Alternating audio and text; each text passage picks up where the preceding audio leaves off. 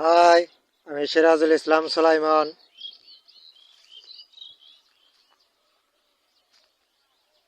বর্তমানে এই মেশিনগারের এখানে একলা একলা বসে আছি। অনেকদিন যাবৎ কাজ পাইতেছি না। এখানে এসে সময় কাটাইতেছি। এর আগেও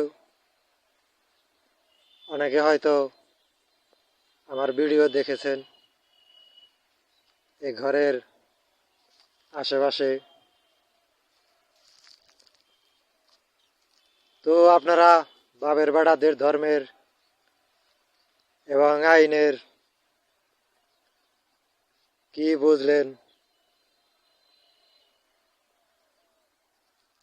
আমি তো আইন সম্বন্ধে দেখতেছি এরা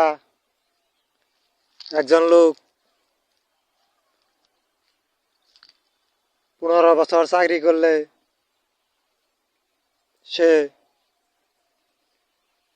অন্যকে বিদেশ পাঠানোর জন্য লাখ টাকা দিতে পারে, বাড়ি করার জন্য লাখ টাকা দিতে পারে।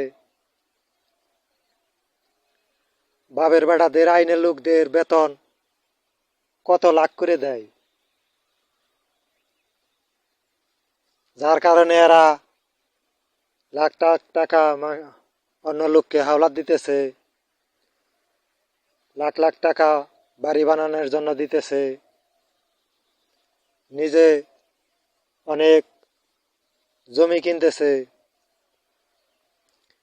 এই টাকা এগুলা আসে কোত্থেকে? যারা সরকারি চাকরির নামে রাতে অন্যের ঘরে ঢুকে ডাকাতি করে, বাপের বেটারা তো এই সম্বন্ধে কোনো ধারণাই রাখে না। এরা নিজেরা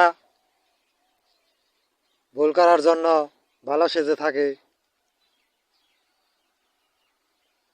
নিজের দোষ গোপন রেখে অন্যের ছোট দোষকে অনেক বড় করে এরা বাটপারি শুরু করছে। এরা তো আইনের লোক নয়, এরা হচ্ছে অন্যের ঘরে ঢুকে একদিন অনেক বড় লোক হয়ে যাবে সেই জন্য শুধুমাত্র একটি লাইন ধরে আছে। কারণ একজন ডাকাত যদি ধর্ম বানাতে পারে, সেই ধর্ম নিয়ম সারে এরা অনেক কিছু করতে পারে। একজন চোরকে প্রশ্রয় দিয়ে, একজন খুনিকে তার দোষ গোপন রেখে এরা সেনাবাহিনীতে ঢুকিয়েছে। তাহলে আপনারাই বলুন, এদেশের আইন কত নিচে নেমে গেছে। এরা নিজের স্বার্থের জন্য আইনকে বিক্রি করে নিজেদের স্বার্থ হাসিল করছে।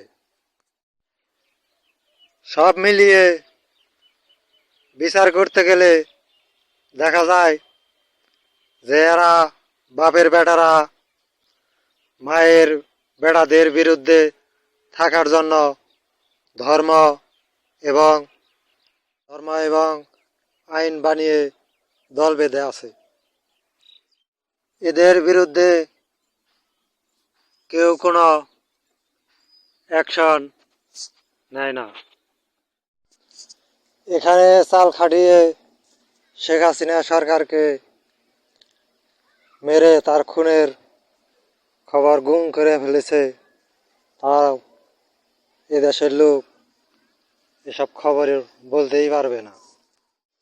এরা আমাকে অত্যাচার করার জন্য হয়তো নানা কৌশল চালবে। এদের এই কৌশলের শিকার হয়ে আমাকে থাকতে হবে। 2023 সালে করোড়িয়া কাজ করতাম।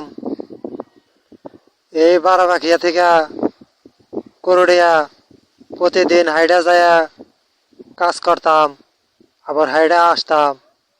সেখানে এখানকারের মুন্সিরা গিয়ে তাদেরকে না করেছে যাতে আমাকে কাজে না নেয়।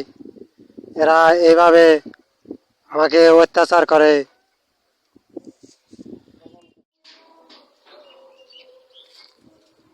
কালকে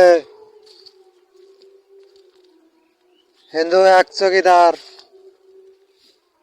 একটি কাগজ দিয়ে গেছে এদেরকে।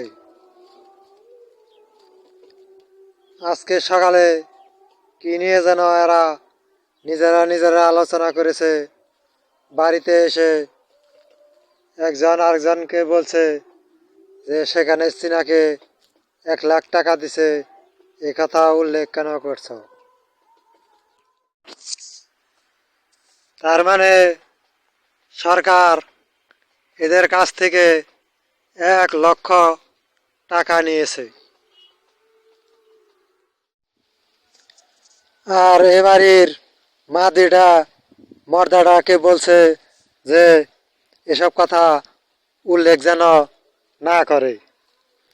তার মানে ভবিষ্যতে এসব কথা একদম গায়েব হয়ে যাবে, কেউ জানতেও পারবে না